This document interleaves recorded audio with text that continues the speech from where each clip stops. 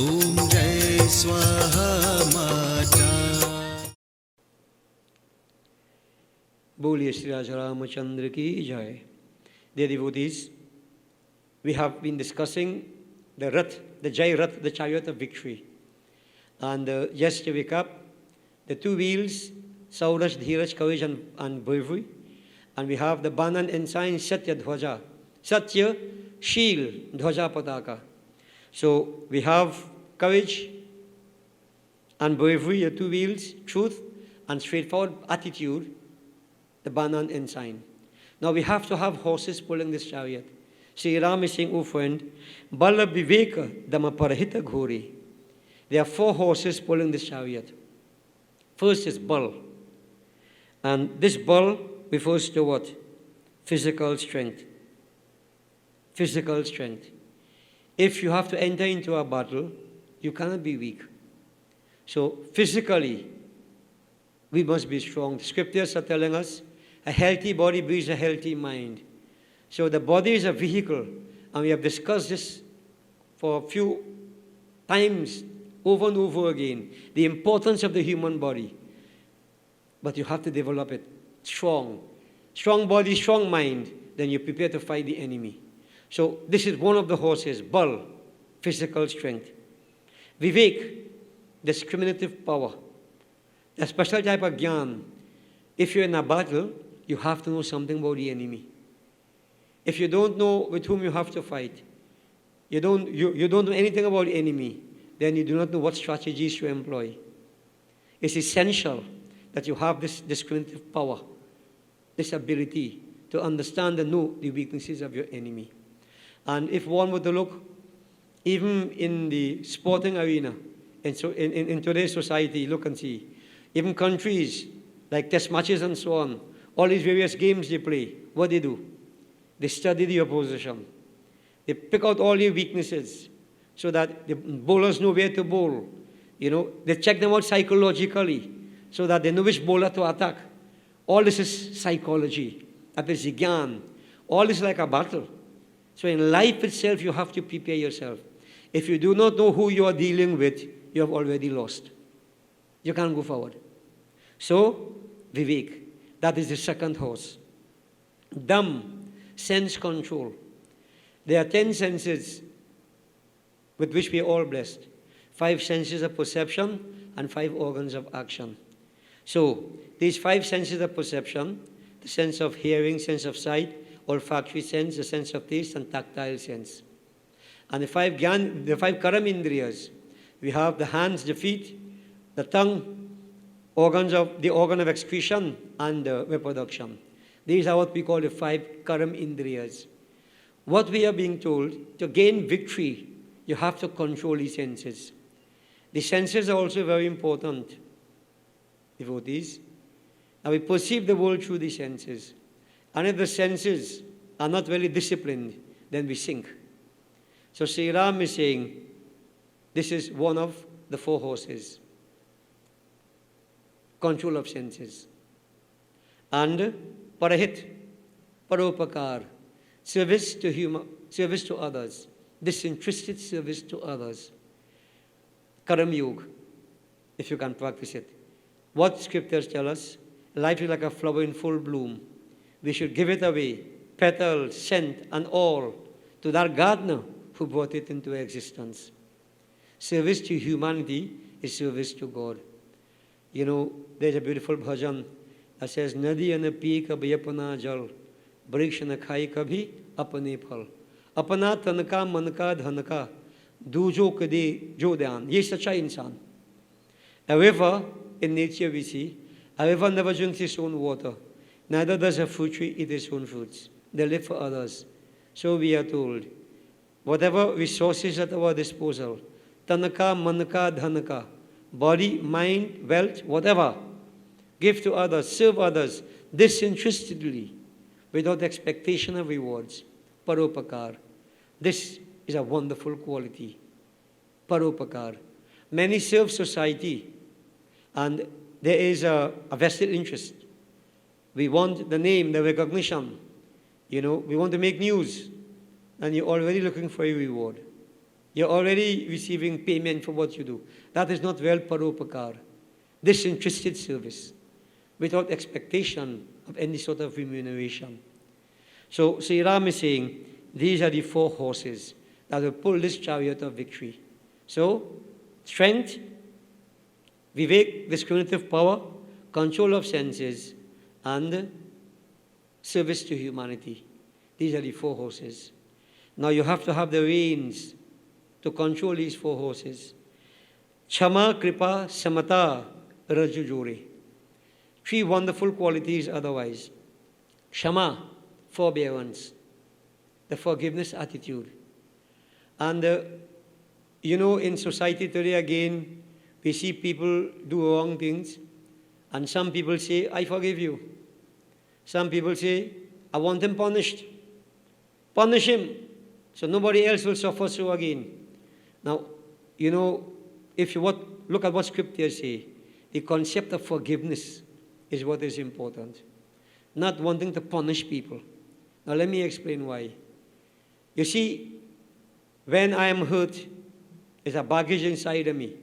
So I could have anger, I could develop hate, I could develop vengeance. These negativities, which are like, so many forms of baggage. If I decide that I'm going to forgive you, that naturally would imply that I want to throw away this baggage. I forgive you means I will let it be. So there is no anger in my mind, no animosity, no craving for revenge. Who benefits? The person who forgives is the person who benefits. But I want to draw your mind to a point we made earlier. Jaisa karni, vaisa bharni. What we plant is what we reap. So the person who causes the pain, even though he is forgiven by the person who experienced the pain, that does not mean to say that his karmas have been negated. He has already planted those seeds, and the reactions are going to come back to him. Now, if I decide that I want to take revenge on him, then I also create karma, which I will suffer the consequences of in due course. So why should I do that? So I should let it go, because he will already suffer the consequences. He has planted those seeds. He can't get away. So my forgiving you does not mean to say that you're exempted from the reactions. No way. What it says that I am free from the baggage. I can go forward with my life, free from baggage. So when someone wants someone to be punished, you want to see them hurt, that is the need for vengeance. There is no forgiveness there. Then if that person doesn't suffer what you expect them to suffer, you carry more baggage. You create more pain. And my question is, why do we do this to ourselves? Why? Why do we do this to ourselves? It's already established. What you do is what you get paid for. Jaisa karni, vaisa bharni. So, the wise man will forgive. Forgive, I will go forward. I'll be saying local parlance, you to catch. You to catch. So, this chama, the very, very important quality, forgiveness. And kripa, gracefulness. So you shower that grace. You let that grace prevail. Don't cry out for vengeance. Let it be. Show that grace. Be yourself. Be the purity, the pure person that you are. Don't compromise your wonderful belief. Samatha, even-mindedness. Even-mindedness, a very important quality. These 3 qualities are compared to the reins of the chariot controlling the horses. Now, it's difficult to have even-mindedness and, to show this grace. But it's important. You see, it also tells us who we are, our disposition. A good person, a sant, will demonstrate these qualities. But a dush, a wicked man, will do otherwise. There's just a little episode we talk about a sadhu was once walking across the desert, and he saw a scorpion strangling on the sand, burning sand. The sadhu saw with even-mindedness, equality, equanimity. God in me, God everywhere, God in this scorpion also. He picked up, he said, let me save the scorpion. He picked up his scorpion and wanted to take it to a shady spot where, it would be safe, away from the scorching heat. The scorpion stung him. Of course, he dropped the scorpion. Now, I can guarantee you, if it was me, I kill the scorpion same time. Eh? But I am not a sadhu. Yeah? We have to aspire to be like that. The sadhu picked up his scorpion again. Determined, I will do this, I will save him. Scorpion stung him again. Well, I would have killed the scorpion for the second time. That scorpion would have died twice. But no, sadhu began to think. What is the nature of the scorpion? Not to sting. This is its nature. It cannot do otherwise. What is my nature? Not to help, not to be graceful, not to be compassionate, to see my divine all about. Let him sting. If he doesn't change his nature, why should I change mine? And he picked up his scorpion with a positive attitude, took it into the shady spot to save it from the scorching heat. As it were, the sadhu himself was under a test, as it is said. There appeared divinity to bless the sadhu. The poison had no effect on him. Oh sadhu, you are a genuine sadhu. You know, many afraid of poison, but the poison inside of them killing them. The hate and the anger, you know, the negativities, the poisons inside destroying you. And you were not afraid of this external poison. It meant nothing to you because you have that amrit, the nectar of positive virtues inside of you. You see, devotees, these are the qualities we need to develop if you have to conquer negativities. So, these three, Chama, Kripa, Samata, forbearance, forgiveness, gracefulness, and even-mindedness, the three reins that you join up together to drive forward the chariot of victory, rolling on the wheels of courage and bravery, carrying the ensign of truth and straightforward behavior, attitude, drawn by the four horses of strength, physical strength, and you have discriminative power, sense control, and service to society. The chariot is going forward. But you have to have a chariot here. Normally, in those battles, the warrior doesn't drive the chariot himself. He had a charioteer. Who is the charioteer? Isha bhajan sarathi sujana.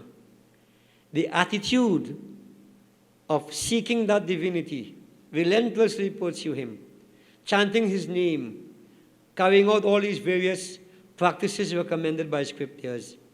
That attitude is compared to the charioteer who drives this chariot of victory.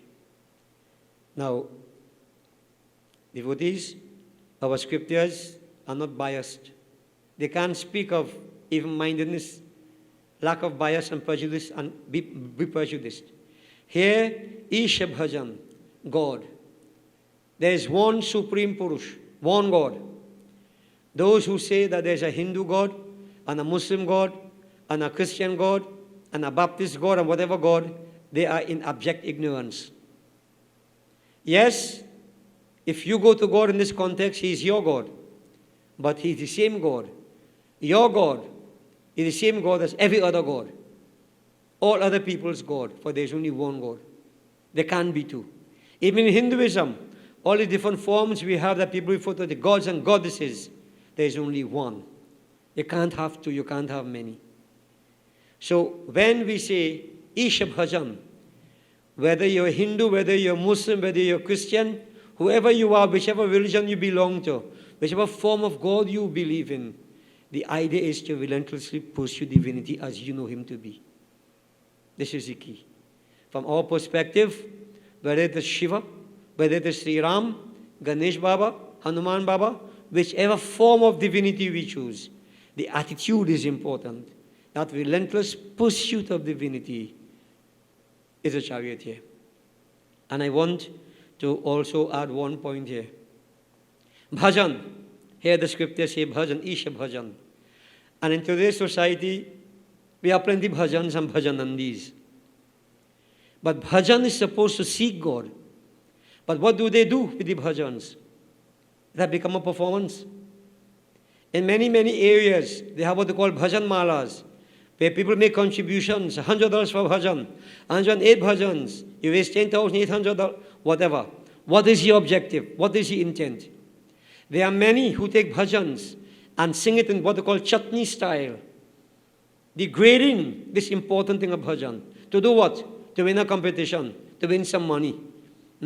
Beautiful Kabir bhajan, Surdas bhajan, wonderful bhajans. They take it and what they do with it? They desecrate it. Why? Because the intent no good. For material gain. They're not seeking God. Maybe their God is money. Maybe their God is name. That is not real bhajan. We must never forget that the intent behind what we do is also important. And unfortunately, many of our people have become so many businessmen. Even some of the pundits have become businessmen. They themselves participate in this, selling their religion, so to speak. Not understanding that you're compromising principles. Bhajan is supposed to be for the purpose of seeking God and nothing else. Bhaj means to seek. Bhaja Govindam, Bhaja Govindam, Bhaja Govindam Murhamate. Seek that Lord. Relentlessly pursue that divinity, O foolish one, not otherwise.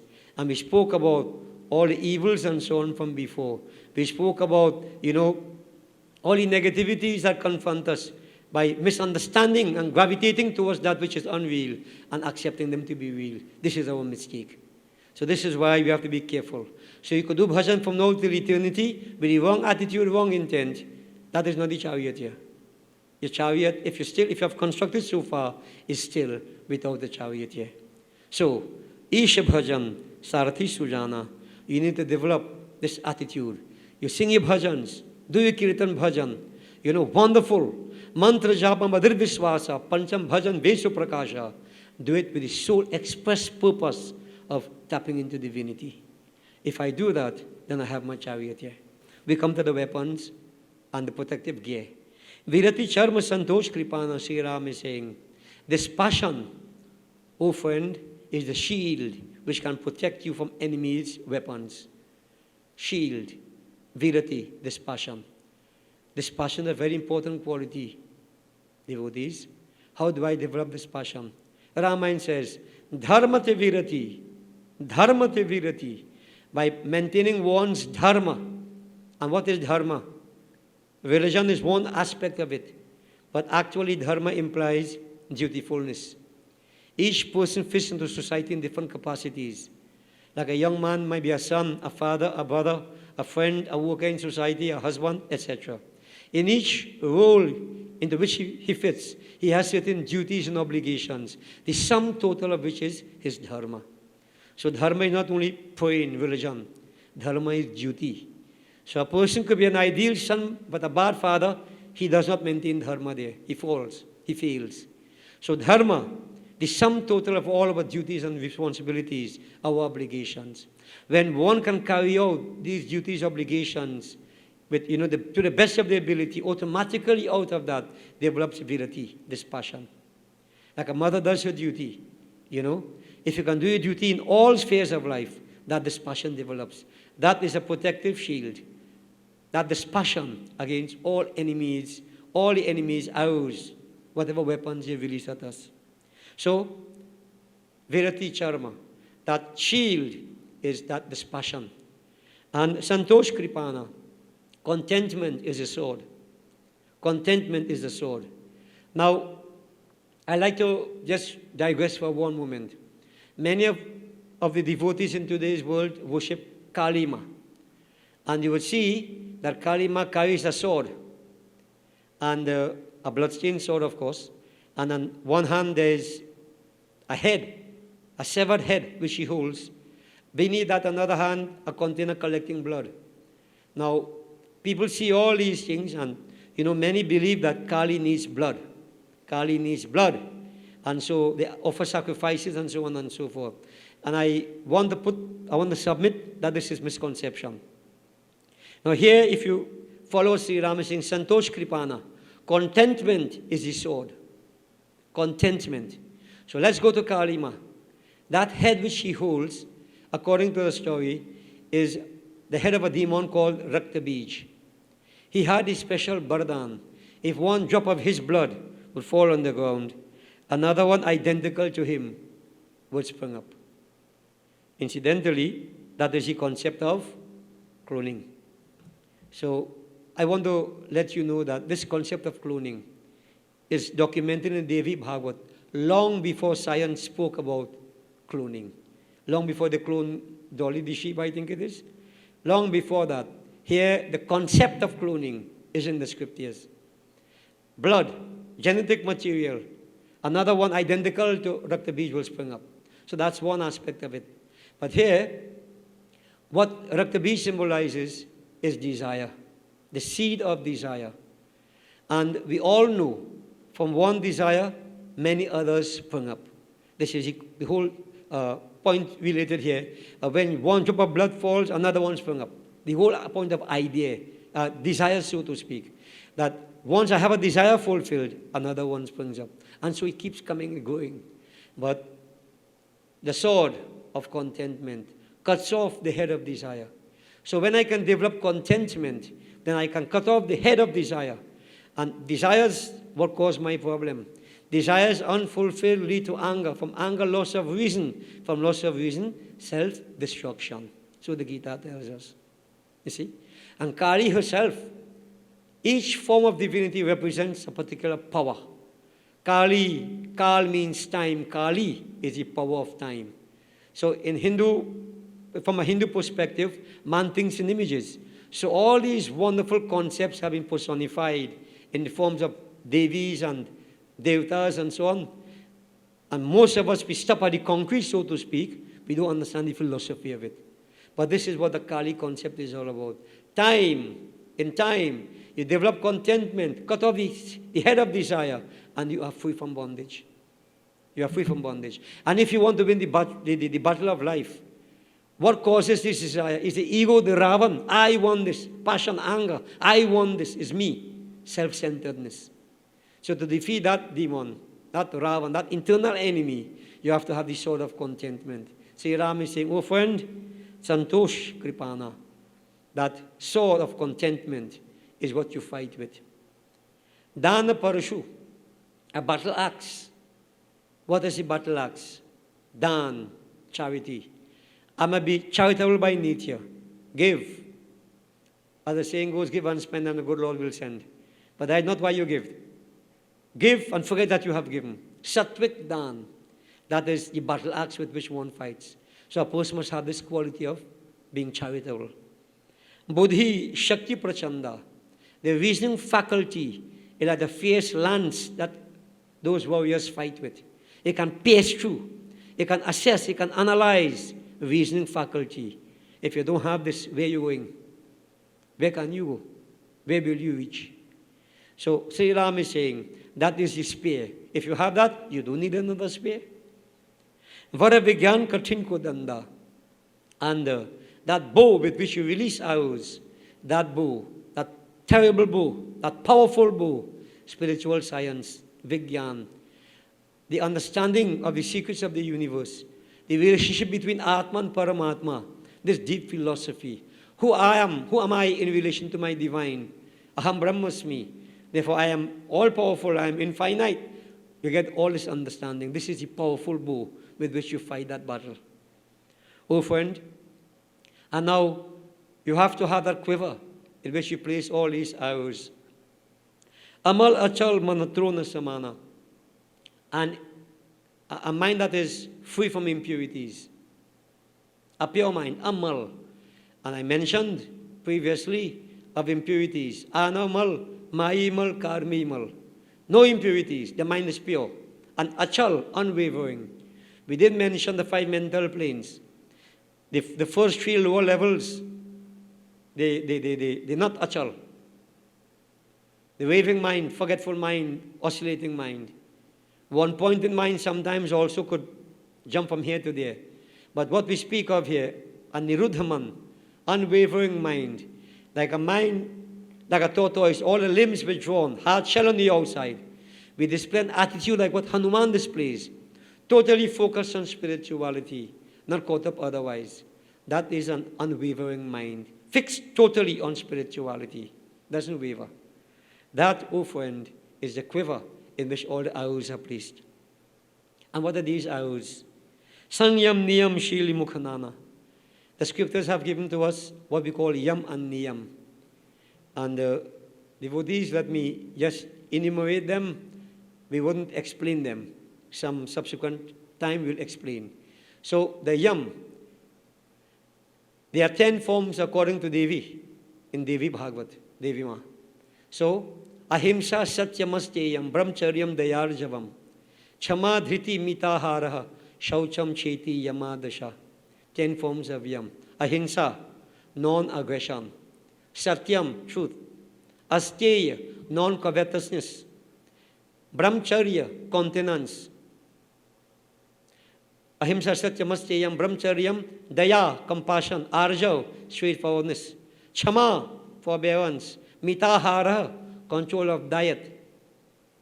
Shaucha, cleanliness both internal and external. These are the 10 forms of self-restraint. You have 10 forms of positive virtues. Tapah santosh astikyam danam devasya pujanam siddhanta sravanam chaiva hrir matischa japohutam. Now, some of these things we already spoke about before, as qualities. They are repeated, like arrows now. Tapah, austerities. Santosh, contentment. Astikya, a relentless pursuit of divinity. Danam, charity. Devasya pujanam, worship of divinity. Siddhanta sravanam, listening with reverence, with a pure heart to the glories of the divine. Siddhanta sravanam, chaiva. Hri, modesty. Mati, self-study. Japo, repetition of the Lord's name in whatever form or whatever format. There are different forms and format we can chant that name. Right? Mantra jap. And then you have hutam, havan, the performance of havan. Scriptures tell us these are, Sri Ram is saying, these are different arrows. And all other religious practices that are given to us, these religious practices are like all various arrows that we can fight the battle of life. All these arrows are placed into the quiver of the pure and unwavering mind. So that we have to carry out these practices. And the armor, he's saying, Kavacha bhed vipaprada puja, the worship of the genuine holy ones with a guileless purpose, no deceit. There is no powerful armor like that. It's an impenetrable armor that nothing could pierce. You get the blessings of the holy ones, the genuine holy ones. You are well protected from all negativities. Sri Ram is saying, Ihisam vijay upay na duja. There is no other way of victory except this. This is upay. O friend, Chariot of Dharma mai asaratha jaki, jeeta na kahana katahu riputaki. No enemy can defeat that individual who is in possession of such a chariot and, of course, such preparations with the armor and weapons and so on. And devotees, what you have to realize that you have to create it. As we face up to life challenges, if you have these qualities, you are well protected. Nothing can affect you. You achieve victory. And the most difficult, really, Brahma Prapanch, to get out of the world of duality, even this obstacle can be overcome. Not to mention that you'll be able to overcome the inner Ravan. If I can overcome that inner Ravan, then success, fulfillment is mine. And dear listeners, praying to God is good. We pray, various sacrifices. But God helps those who help themselves. These qualities, even if you don't believe in God, you have to develop some of these qualities so that you are strong. And this is spirituality I've been talking about. When you're spiritually strong like this, then what evil could overcome you? Where is there any evil? It might just be a figment of the imagination. For when you are so strong spiritually, there is nothing else except spirituality. So it is up to us to face up to life's battles, life challenges. We must develop ourselves, inculcate these qualities, and go forward positively. Life could become a divine song, but it is what we make it. So having said so, let's all try to make ourselves, as I've said before, what I am is God's gift to me. What I make of myself is my gift to my God. Let us make ourselves divine. Blessings to all. Om Jai Swaha Mata मैया जय स्वाहा